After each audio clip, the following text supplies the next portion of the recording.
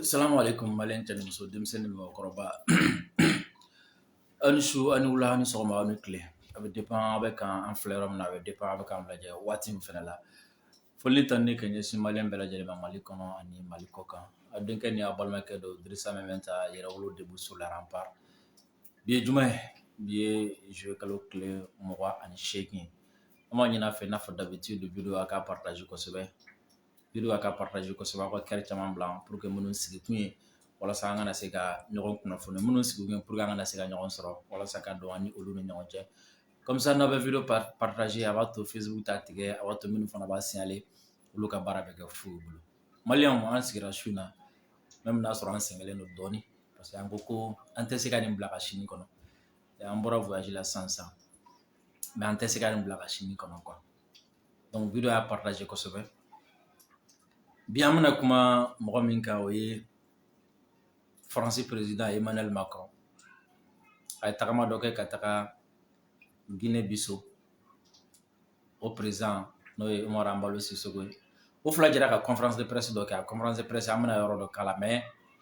n'a ye titre la n ye ɲininkali kɛ n ko est ce que finalement Macron bɛ Mali nationalité de nɔfɛ wa ou bien finalement Macron jarabilen don Mali la wa ou bien qu'est-ce qui se passe mais a bɛna faamu Macron bɛ min nɔfɛ a bɛna faamu Macron bɛ min nɔfɛ o la video y'a partager non seulement a bɛna faamu Macron bɛ min nɔfɛ mais a bɛna faamu fana ko an kan ka dan yɛrɛ la ka ɲɛgɛn an yɛrɛ la ka sɔn an yɛrɛ ye ka tila k'an hakili to an yɛrɛ la voilà parce que n'i ye zone dontɔ la i fɛ yen c'est que fɛn sonyɛnta de bɛ yen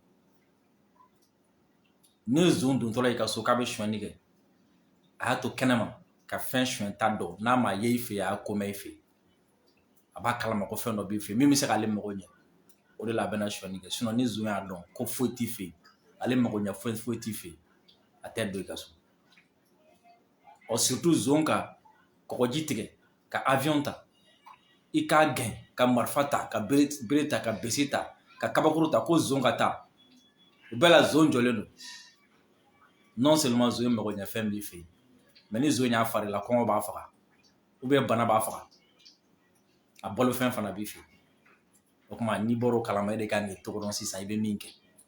e de kan k'i hakili to i yɛrɛ la k'i hakili to i bolofɛnw na mais n'an donna video kɔnɔ n'an donna Macron ka yɛlɛma kɔnɔ a bɛna faamu maliyɛnw o la video y'a partager kosɛbɛ an bɛ an ka cɛdenw fo n'an ka finitigilakaw ye n'an ko finitigilakaw bɛɛ de ko don fini bɛ maliyɛn fɛn fɛn na kɔɔri sugu bɛɛ an b'a bɛɛ fo parce que an bɛ kɛlɛ min na u bɛɛ lajɛlen jɔyɔrɔ bɛ a la dɔ bɛ marifa ci dɔ bɛ lakana kɛ dɔ bɛ zone minɛ dɔ b'u ɲini dɔ bɛ patrouille kɛ dɔw yɛrɛ bɛ tasuma faga donc u bɛɛ jɔyɔrɔ b'a la finitigilaka ma bɔ finitigilaka la an ka foli b'a bɛɛ ye u mana kɛ poste o poste la u mana kɛ kan o kan kɔnɔ u mana kɛ base o base la u mana kɛ mission o mission na nin waati n'an b'o fo minnu bɛ kungo kɔnɔ minnu bɛ dugu kɔnɔ an ka foli ni tanu bɛ a bɛɛ lajɛlen k'an yɛrɛ kanumɔgɔw fo k'an kɔkɔrɔdon mɔgɔw fo k'an ka abonnés fo kosɛbɛ u ka wulikajɔ la u ka sɛgɛn la u ka partage la Cherif Tiyami Hayidara kabako furatigi an b'a fo kosɛbɛ an b'a fɔ an tɛ sɛgɛn kɛnɛya jɔyɔrɔ ka bon adamadenya la ne ni cɛkɔrɔba dɔ ye baara kɛ ɲɔgɔn fɛ radio fréquence 3 la a tila 2006 ni ma fili a ka slogan de tun ye ko adamaden ye jɔn ye ko bana fana ye jɔn ye o tun y'a ka slogan ye bamananw yɛrɛ b'a fɔ ko jugu tɛ mɔgɔ la bana quoi surtout cɛ jugu fɔlɔfɔlɔ min bɛ cɛ la i ka foyer kɔnɔ o ye bana ye cɛw b'a faamu n'o gɛlɛya b'aw kan a ye taa Cherif fɛ yen téléphone numéro 70 18 08 24 maliyɛnw ye video partager an ka don Emmanuel Macron ka conférence de presse kɔnɔ mais yanni conférence de presse san ka don a kɔnɔ n bɛ fɛ a ka yɔrɔ min faamu fɔlɔ o ye n'a sɔrɔ ni maliyɛn min m'a faamu k'a fɔ ko Mali ye jamana barikama ye ni maliyɛn min yɛrɛ m'a faamu k'an mago tɛ Faransi la ni maliyɛn min m'a faamu k'an mago tɛ Europe la ni maliyɛn min yɛrɛ m'a faamu k'a fɔ ko Ala an ko ka di Ala ye Ala ye hɛrɛ kɛ anw ɲa ma min kɛ tɔ ye o kan k'a faamu su in na wa o bɛna faamu su in na o la n'a ye video in partager tɔw fana bɛna faamu maliyɛnw Emmanuel Macron bɛ a ka mandat filanan la o mandat filanan sɔrɔli a ma nɔgɔya mais yanni ka mandat fɔlɔ in ban mankan min wulila Faransi kɔnɔ ni u ka révolution 1789 bɔ a la ni o ye révolution ba min kɛra o fɛ yen ka Faransi yɛrɛ bayɛlɛma k'a kɛ tan n'a kɛra san 1789 mankan min kɛra Emmanuel Macron ka mandat filanan kɔnɔna la n bɛ se k'a fɔ ni o tɛ o mankan ɲɔgɔn fila ma kɛ aw bɛɛ ye gilets jaunes ye a ka dɔn yɛrɛ k'a fɔ ko Faransi ɲɛmɔgɔ ko barbaru don aw ye gilets jaunes de fɛ o ye marifaw ci u la ka dɔw senw kari ka dɔw ɲɛw ci mais a kun ye jumɛn ye Faransiw de wulila ka muruti ko Macron ka fanga kɛcogo ma ɲi Faransiw wulila ko kɔngɔ b'u la ko baarako b'u la ko minɔgɔ b'u la k'u ka jamana maracogo ma ɲi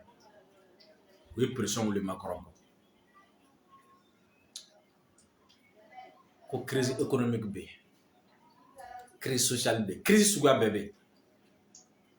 o nana kɛ sababu ye mankan jara nka Ala nana kɛ Macron passera deuxième tour la mais Macron passera deuxième tour la ni score min ye Faransi tariku kɔnɔna la président min ka mandat filanan kɔnɔna la n'a ma se ka 30% sɔrɔ 20% comme ça o ye Emmanuel Macron donc o b'a jira ko Faransiw y'a fɔnɔ Faransiw banna la u banna la jumɛn kama ko a tɛ ka u kungo ɲɛnabɔ a tɛ ka se k'u kungo ɲɛnabɔ Faransiw siranna ko ni Front National nana fanga la k'u bɛ siran donc k'u ka Macron ta ten o la n'u y'a ta ten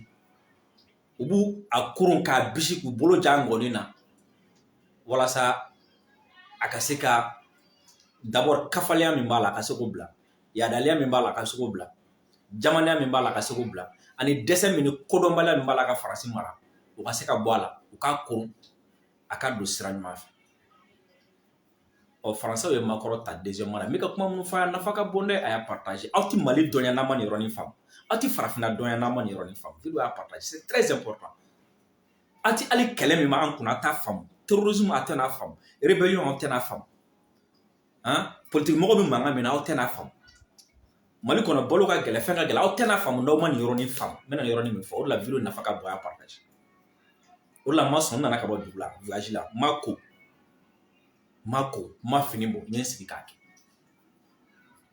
Macron koronna ko fɔ Macron ka don Faransiw sago fɛ jagoya la donc Faransiw bɛ ka fɛn dɔ de ɲini Macron bolo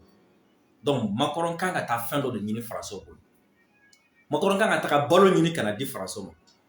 Macron kan ka taga baara ɲini ka na di Faransiw ma Macron kan ka taa kɛnɛya ɲini ka na di Faransiw ma Macron kan ka taga lakana ɲini ka na di Faransiw ma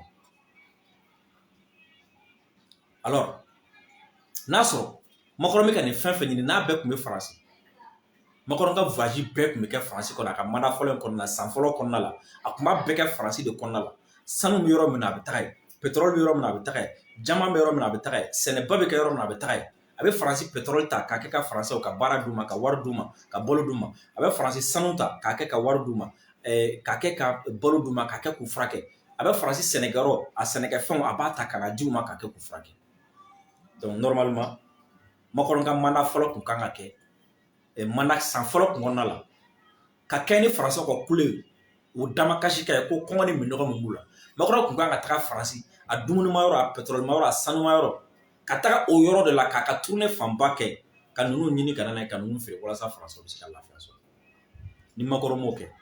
Macron ye européen de a bɛ Union européenne de la Macron tun kan ka taga yala Europe de kɔnɔ ka pétrole ɲini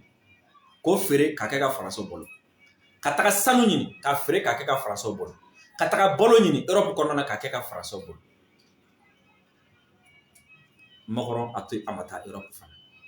Macron ni Américains fana ka surun ka tɛmɛ anw kan ni Américains ka di ka tɛmɛ anw kan olu de y'a ka allié sûr ye Américains de ka denmisɛnnin ye Macron olu de ka denmisɛnnin ye Faransiw normalement Macron tun kan ka taga Américains de fɛ Faransiw ban ka voter ye o hinɛna kan ta nka gilets jaunes wulila nɔfɛ bi kɔngɔ bɛ Faransi minɔgɔ bɛ Faransi pétrole da ka gɛlɛn gasoil da ka gɛlɛn essence da ka gɛlɛn balo da ka gɛlɛn baara tɛ ka sɔrɔ ka di denmisɛnninw ma Américains a ye juru donna walima Américains a ye wari di yan a ye pétrole dɔɔni di a ye dumuni dɔɔni di yan n bɛ taa di mais Macron ma taa Amérique Macron taara min Macron nana continent africain de kan Macron nana tournée kɛ farafinna de waati min na Faransiw ko kɔngɔ b'u la waati min na Faransiw ko minɔgɔ b'u la waati min na Faransiw ko baloko b'u la ko baarako b'u la Macron ko n y'a mɛn n bɛna balo ɲini ka di aw ma n bɛna pétrole ɲini ka di aw ma walasa ka sɔngɔ nɔgɔya n bɛna baara ɲini ka di aw ma mais Macron min o baara ɲini ka d'u ma min a m'a ɲini Europe a m'a ɲini France a m'a ɲini Amérique Macron y'a ka avion ta kana farafina kana tourner de kɛ farafina yana kana a y'a ka ministre bila fɔlɔ a ka ministre des affaires étrangères a n'a ka ministre des armées a y'olu bila kana farafina u taara Niger u taara Côte d'Ivoire u taara fan wɛrɛw fɛ Macron yɛrɛ tila ka wuli kana aw bɛ Macron ye Cameroun a bɔra yen a taara yɔrɔ yɔrɔ la ka tila ka taga Union Afrique CEDEAO président n'o ye Guinée Bissau président Umaro Embalo Sissoco ka tila ka taga o fɛ yen ni mɔgɔ min ma nin munumunu bɛ faamu ni mɔgɔ min ka nin explication bɛ faamu o kan k'a dɔn dɔrɔn ko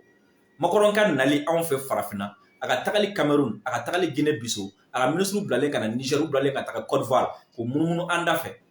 a kun tɛ dɔwɛrɛ ye Faransi mago bɛ balo la Faransi mago bɛ pétrole la Faransi mago bɛ sanu na Faransi mago bɛ baara la wa Macron nana farafina pour que ka balo ɲini ka taa di Faransɛw ma Macron nana farafina pour que ka pétrole ɲini ka taga di Faransɛw ma Macron nana farafina pour que ka baara ɲini ka taga di Faransɛw ma n'i m'a faamu ta dɔrɔn c'est que tu n'as rien compris n'i ma nin yɔrɔnin faamu i tɛ se ka rébellion faamu i tɛ se ka terrorisme faamu i tɛ se ka an ka politiciens faamu donc Macron nakun ye jumɛn ka na balo ɲini anw fɛ yan ka taga di a ka mɔgɔw ma o la aw bɛna mun faamu n'aw sɔmi ka jan n'a ye kuma in bɛɛ faamu aw bɛna dɔn k'a fɔ diɲɛ balo bɛ anw de fɛ yan donc jamu tɛ jamana lankolon ye Faransi belebeleba in puissance mondiale droit de veto b'a bolo conseil de sécurité la membre permanent mais o tɛ balo sɔrɔ fo a ka na anw de fɛ yan en même temps an bɛ ka kɔgɔji tigɛ ka sa ji la ka taga Faransi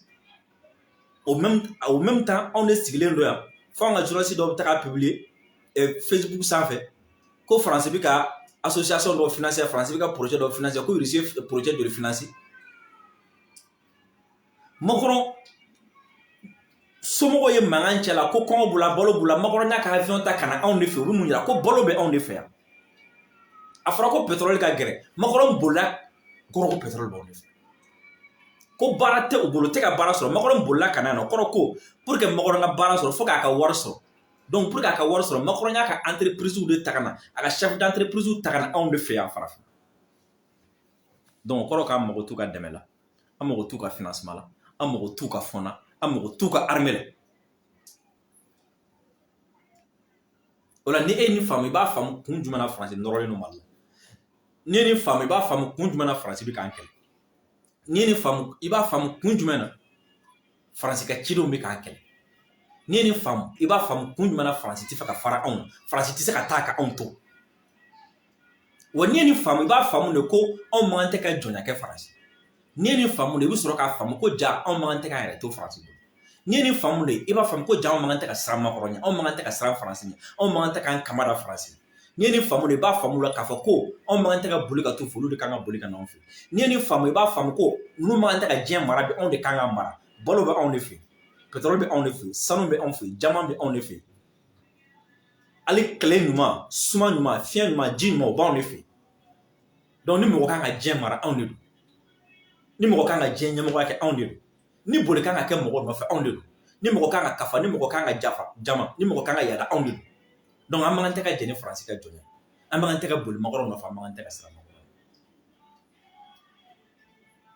ni ma nin faamu n bɛna fɛn fɛn fɔ nin kɔfɛ i tɛna si faamu o la n'i ye Macron nakun faamu n'i ye Macron boliboli min n'a nɔfɛ n'i y'a faamu ka tila ka faamu ka d'a kan ko non seulement Macron mago bɛ fɛn fɛn na Faransiw ye Macron gɛn k'u bɛna n'u y'a sɔrɔ u b'a ci fo k'a faga fɛn min nɔfɛ ko fɛn bɛ anw de fɛ yan Mali la o fɛn bɛ Niger de a bɛ Burkina de a bɛ Côte d'Ivoire de a bɛ Sénégal de a bɛ Guinée de a bɛ Cameroun de n'i y'o faamu i bɛna faamu o la k'a fɔ ko kun jumɛn na Macron bɛ ka boli ka na farafinna de waati min n'a gana da mais i b'i yɛrɛ ɲininka Macron mago bɛ fɛn minnu na a bɛ farafinna de munna Macron bɛ tila ka sɔrɔsiw cɛ ka n'a nɔfɛ farafinna a bɛ sécurité ko kuma na mun na yan o la pour que k'o yɔrɔ faamu i b'a faamu k'a fɔ ko Macron ka sécurité ko kuma a bɛ na ni ministre de la défense a n'a ka ministre des armées mun na parce que Macron tɛ se ka fɛɛrɛ anw ma fo a k'a ka base sigi anw fɛ k'an ka jamanaw déstabiliser ka terroristes former ka rebelles former ka armes d'u ma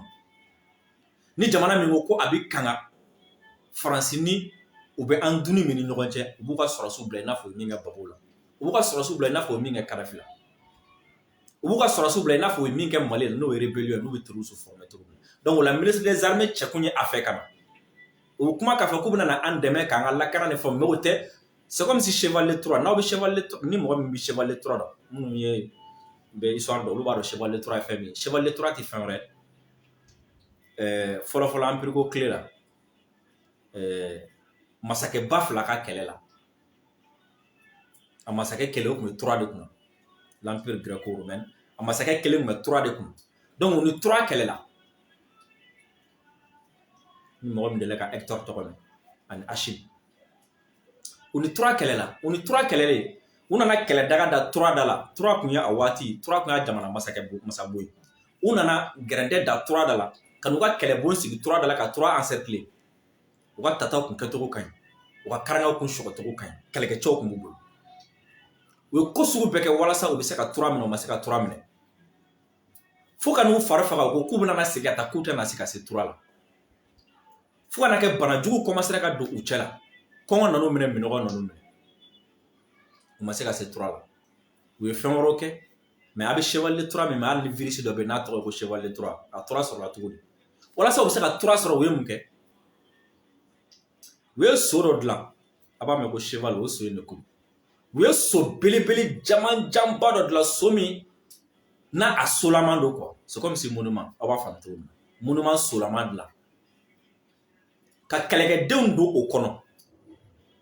ka sɔrɔsiw don o kɔnɔ ka sɔrɔ ka taga fɔ Turakaw ye bon vraiment k'olu bɛ fɛ ka masakɛ bonya ka cadeau kɛ u ye sabula kuma caman bɛ a kɔfɛ mais n bɛ min nɔfɛ dɔrɔn Turakaw u ka masakɛ den dɔ bɛ yen o ko k'u kana sɔn nin na k'u ka jeni donc ka jama fanba fa k'u kana jeni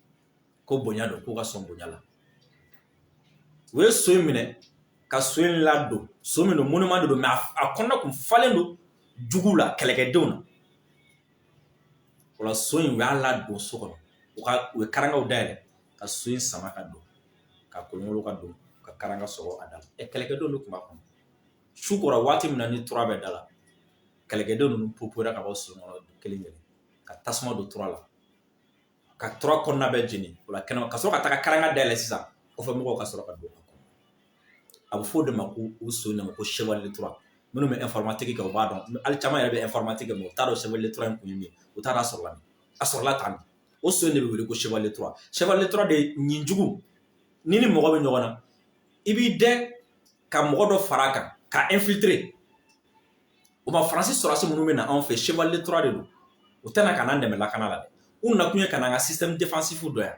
Faransi b'a ka sɔrɔsiw bila ka na o de fɛ i m'a ye Mali kun dɛsɛra ka terroristes kɛlɛ Mali dɛsɛra ka rebelles kɛlɛ parce que Faransi nalen an ka système défensif Faransi y'o ta a b'an ka kɛlɛkɛ cogo dɔn a b'an ka kɛlɛkɛ marifa dɔn a b'an ka sɔrɔsi dɔn a b'u sigiyɔrɔ dɔn formation sugu min b'u la a b'o dɔn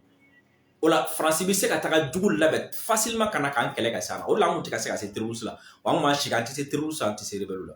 parce que an ka kɛlɛ kɛcogo o bɛ labɛn Faransiw sigilen ɲɛna kɛlɛkɛminɛn min b'an bolo Faransiw b'a dɔn kɛlɛkɛminɛn min t'an bolo Faransiw b'o dɔn Faransi b'a dɔn kɛlɛkɛminɛn min bɛ yen n'anw tɛ se k'o kunbɛn Faransi b'o dɔn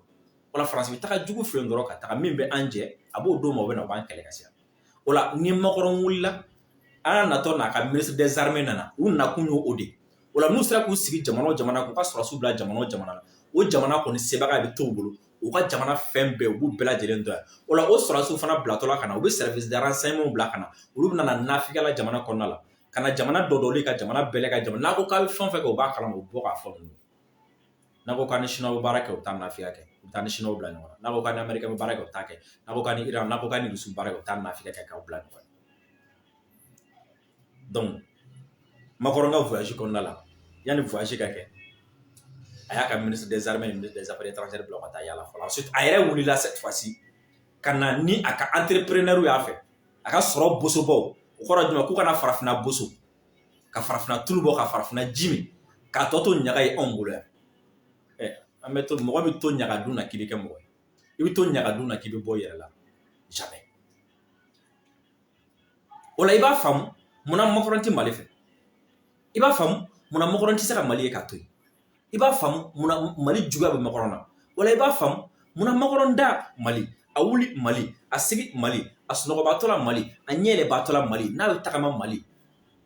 a bɛ Faransi ko Mali a taara Union européenne na Mali a taara Nations Unies na Mali u taara Niger Mali u taara Cameroun Mali u taara Côte d'Ivoire Mali u kun bɛ Guinée Bissau Mali e kuma mun kɛra kɔrɛ jam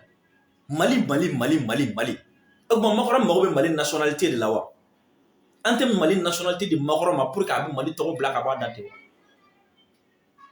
an tɛ Makɔrɔ kɛ an k'a fɔ Makɔrɔ na ni mɔgɔ n'an bɛ passeport d'i ma i bɛ se ka na Mali la Mali de nɛgɛ bɛ Makɔrɔ la Mali ka d'a ye mais Mali ka di Makɔrɔ ye Mali nɛgɛ b'a la Maliyɛnw nɛgɛ tɛ Maliyɛnw diyaɲɛ tɛ dɛ nafolo min bɛ anw fɛ sanu min bɛ anw fɛ jama min bɛ anw fɛ gazi min bɛ anw fɛ lithium min bɛ anw fɛ pétrole min bɛ anw fɛ uranium min bɛ anw fɛ Makɔrɔ jarabi kun ye Mali la nin kɛ o la Makɔrɔ mago bɛ Mali nationalité o la ni Makɔrɔ taara yɔrɔ yɔrɔ Mali tɔgɔ b'a da o la ni Makɔrɔ taara yɔrɔ yɔrɔ a bɛ Mali ɲɛmɔgɔw dɔgɔya Makɔrɔ ka Mali kanu filɛ Maliyɛnw yɛrɛ kanu tɛ Asimi kanu tɛ ne kanu tɛ mais a bɛ fɛ ka Mali kɔnɔ Mali nafa dun Maliyɛnw kɔ ka Maliyɛnw faga ka Mali nafa dun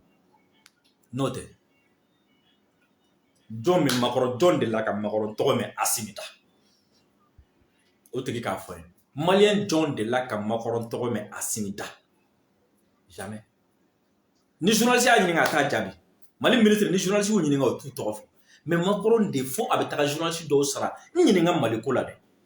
parce que a tɔ kelen don ni conférence kɛra yɔrɔ o yɔrɔ journaliste dɔw de bɛ sara a y'a ɲininka Mali ko la Maliyɛnw n bɛ fɛ ka nin yɔrɔ ɲɛfɔ a ye fɔlɔ Emmanuel Macron ni Umaru Ambalo n'o ye CEDEAO ɲɛmɔgɔ bɛ mɔgɔ min bolo sisan ɲɔgɔn ye kɔfɛ o ye conférence de presse kɛ conférence de presse kɔnɔna la n bɛna a walawala aw ye jigilatigɛ yɔrɔ b'a la dɛ tigɛna yɔrɔ b'a la ka ɲɛsin farafinna ɲɛmɔgɔw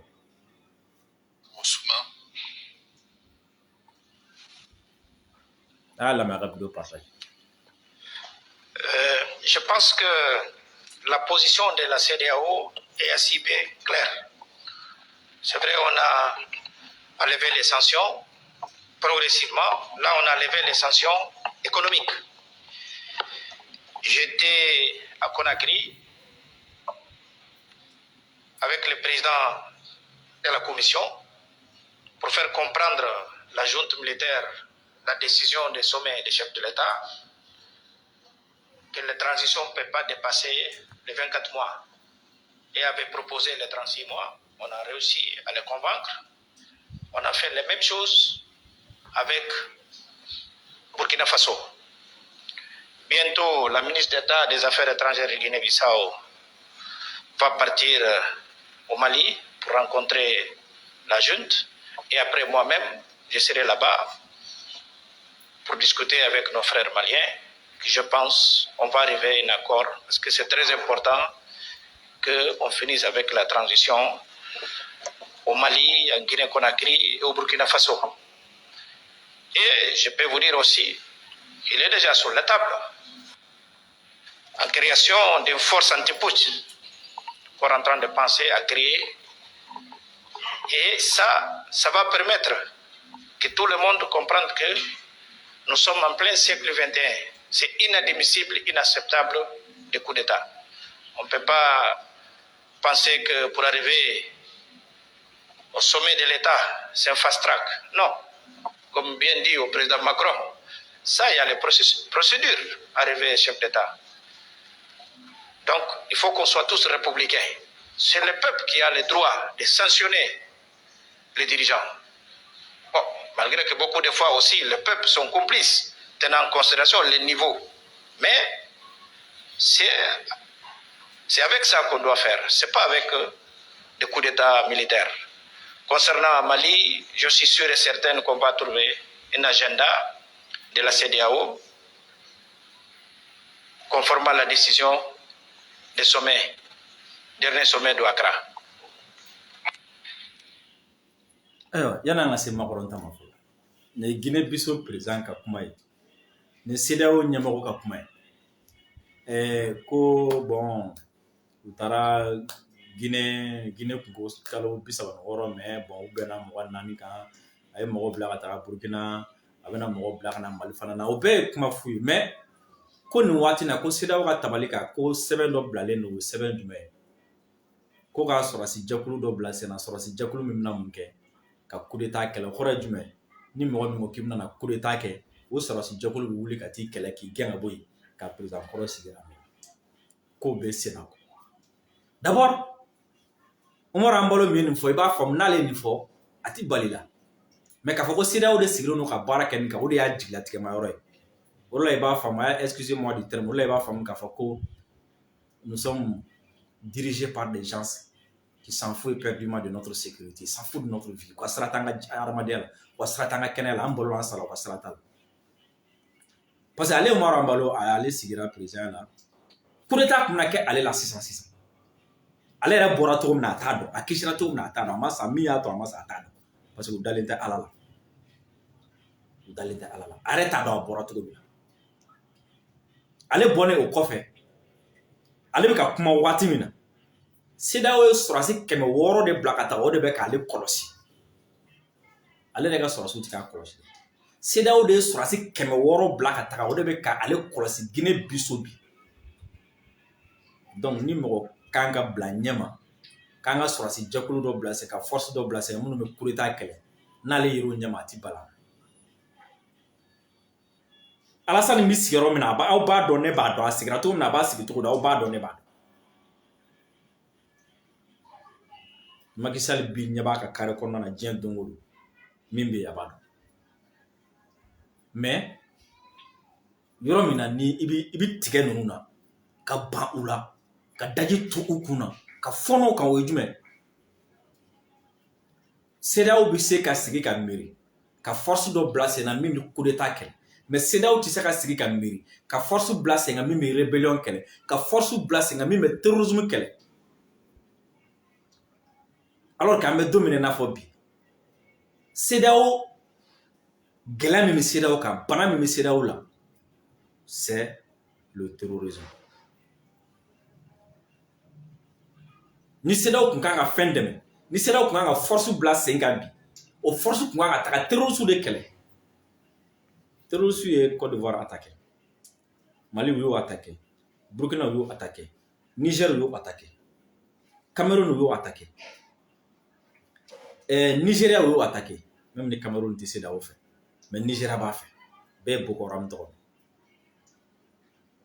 Boko Haram ye Tchad donc ni gɛlɛya yɛrɛ bɛ fara bref ni gɛlɛya bɛ Farafinna ka bi c'est le terrorisme surtout CEDEAO yɛrɛ bɛ a camancɛ la bɛɛ y'a ye min kɛra Benin mais CEDEAO président ma fara ɲɔgɔn kan ko ka force bila sen kan ka terrorisme kɛlɛ mais u bɛ fara ɲɔgɔn kan ka mun kɛ ko ka force bila sen kan ko ka coup d'état kɛlɛ bref ko ka fara ɲɔgɔn kan ko ka force bila sen kan k'olu malangolo minnu bɛ yen n'u tɛ baara la u tɛ foyi foyi la ko ni mɔgɔ min ko k'i bɛna na olu gɛn ka bɔ yen ko o force ka t'o tigi kɛlɛ donc la CEDEAO était reste et va toujours rester un syndicat des chefs d'État donc olu ka fauteuil u ka palais de ma gɛlɛya b'u la u ka palais de ka bon u bolo ka tɛmɛ diɲɛ fɛn bɛɛ kan et u b'a dɔn fana tant que ni olu ka palais ka bon u bolo ka tɛmɛ diɲɛ fɛn bɛɛ kan jamanadenw t'u n'u to yen donc c'est comme si en d'autres termes ni force tɛna n'a force tɛ ɲɛ k'a bɛ kɛ a tɛ kɛ walasa ka coup d'état kɛlɛ de ayi a sigikun de ka population de kɛlɛ o parce que population de bɛ muruti o contrôle la population de Blaise gɛn o population de ala ka hinɛ i bɛ k'a la population de y'a gɛn donc force bila sen kan cette fois-ci u bɛ na manifestation a mateli u bɛ na légaliser manifestation fagali civil fagali u bɛ na légaliser k'a don sariya la k'a bɛn sariya ma k'a fɔ ko ni jamana min civil murutira contre la an bɛ se ka ninnu bila ka taa u ka t'u gosi ka marifa c'u la k'u faga a bɛ daga o la an b'a fɔ ko coup d'état kɛlaw ni jamana min civil y'a président gɛn an bɛ ni sɔrɔsi ninnu bila ka taga mais bamananw b'a fɔ ba min ko ma se k'a yɛrɛ fɛn dɔ datugu kuma tɛ a yɛrɛ ma e Umaru Ambalo min bɛ k'a fɔ jamana wɛrɛ sɔrɔsi de bɛ k'e kɔlɔsi e ka jamana kan e bɛ se ka sɔrɔsi bɔ ko ka force dɔ sigi ko ka taa ka fɛn kɛlɛ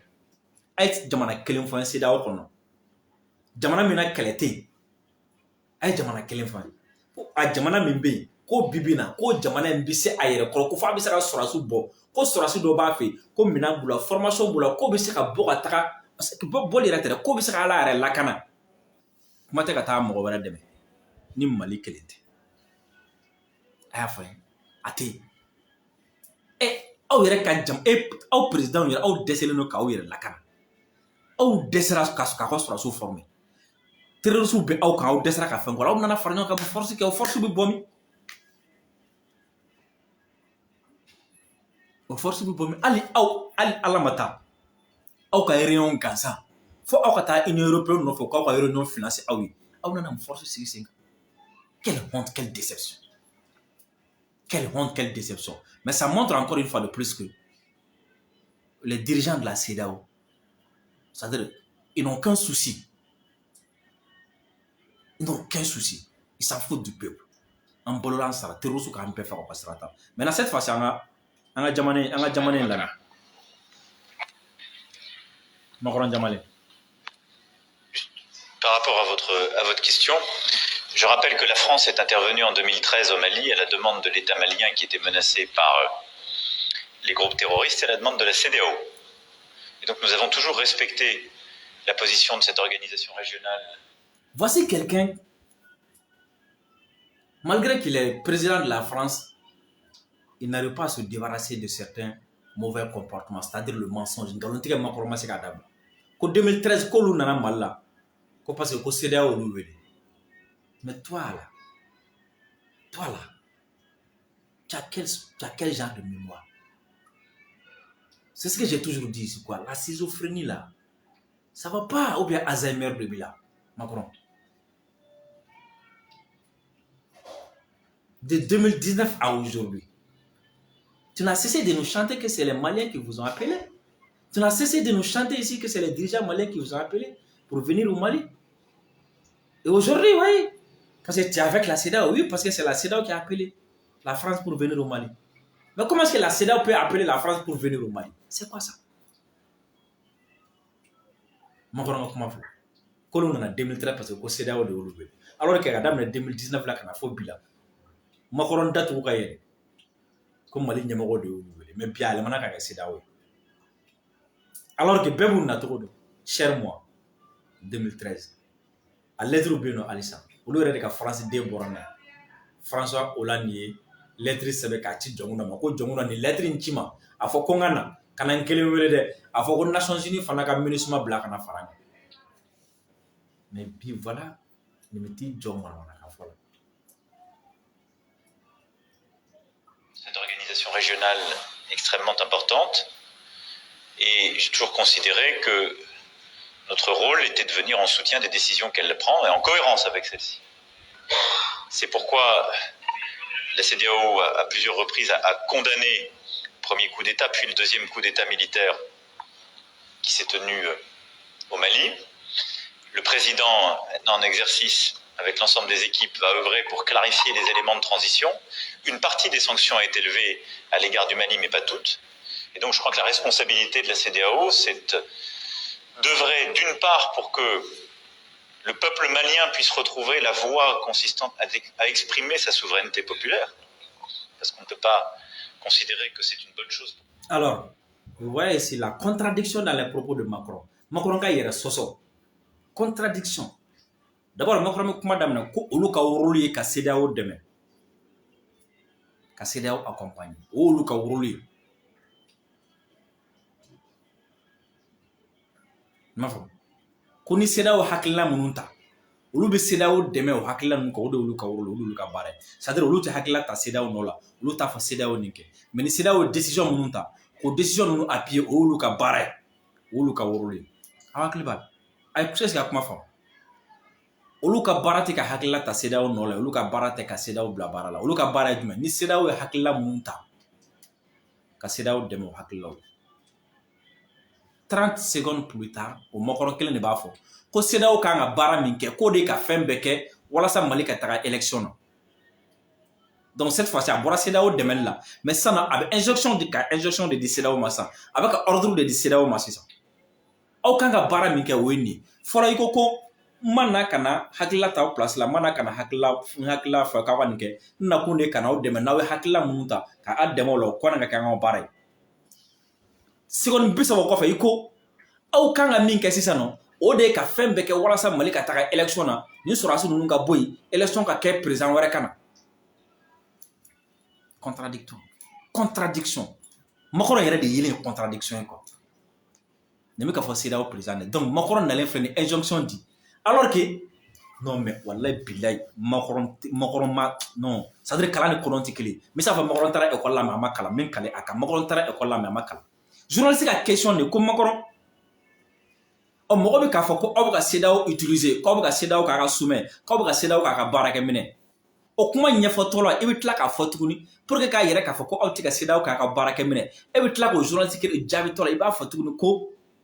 CEDEAO kan ka min kɛ e de bɛ k'o fɔ CEDEAO ye sisan donc ça veut dire que CEDEAO kan ka e hakililata de kɛ e bɛ ka CEDEAO pousser k'i hakililata de kɛ Macron est l'incarnation c'est-à-dire n t'a dɔn n bɛna fɔ cogo min na quoi l'incarnation du bas niveau l'incarnation du manque d'intelligence quoi. Et l'incarnation de la contradiction. C'est ça Macron. C'est ça Emmanuel Macron. Et voilà pourquoi il n'arrive pas à diriger la France. Voilà pourquoi les gilets jaunes se sont levés contre lui. Chose qui n'avait pas été faite en France depuis. Et voilà pourquoi il n'a pas pu atteindre les 30% aux élections. Voilà pourquoi il a été élu au second tour juste pour éviter le Front National. Voilà pourquoi il n'a pas la majorité dans son Assemblée nationale. Parce qu'il est l'incarnation de la contradiction. Il est l'incarnation de l'incapacité.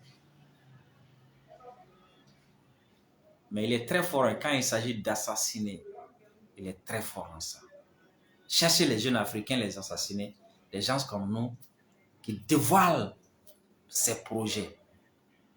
Ils nous envoient des services secrets, des missionnaires, des légionnaires, des journalistes par-ci, par-là. Tenter de nous tuer. Cela va produire des milliers de jeunes qui seront encore plus puissants, 1000 fois plus violents que nous, et 10 000 fois plus déterminés que nous, et 1 million de fois, des millions de fois plus intelligents que nous, qui ne vont même pas vous donner, c'est-à-dire ne serait-ce que la petite seconde.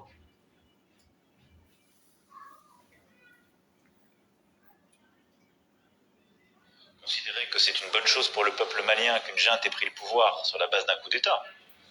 Alors voilà encore une fois de plus, comme dans les années 1600, comme pendant la traite négrière, comme pendant la colonisation, ce qui était bien pour le peuple africain, ce qui était bien pour le peuple malien, les Français de combat décidé. Encore une fois de plus, la même chose revient ici. Minkai Mali ma Français président de Beaufort. Minkai Mali ma Français président de Beaufort. Mali on tisse qu'à fort, Mali on t'a don. On t'a don, Minkai on t'a don. Donc Minkai on Mali de Beaufort. C'est là au président qu'on a. Mais si tu arrives ici là,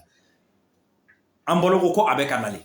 C'est là au président ko ale be extra fait kana ko ale bena nale Mali la dona nataw la. Est-ce que antita kumbe? Hein? Atara ci dɔ di o ma ye sisan donc o fana bɛna fɔ k'a bɛna na pression kɛ Assimi kan Mali an hakili to a la don min na n'a y'a mɛn ko CEDEAO président bɛ ka na Guinée Bissau président ye Umaru Ambolo k'a bɛ ka na Maliyɛnw an bɛ taa kunbɛn ni pancarte ye an bɛ taga kunbɛn ni banderole ye an ye min kɛ Macron ka nali don na an b'o ɲɔgɔn k'a la fɔ a fana ka saliya nali la a ka segin parce que a tɛna na foyi fɔ ni Macron ka ci tɛ Maliyɛnw an ka bi ta in bila yan. An ka bi ta in bila dɔwɛrɛ an b'a tɔ parce que n bɛ ka yɛlɛ dɔɔni dɔɔni voyage sɛgɛn bɛ donc a ko ka ca aw k'an bɛɛ jigin waati wɛrɛ aw kana ɲina le 5 an bɛ ɲɔgɔn sɔrɔ palais de la culture la opération bonnet bleu pour le retrait de la MINUSMA le 5 août 2022 au palais de la culture.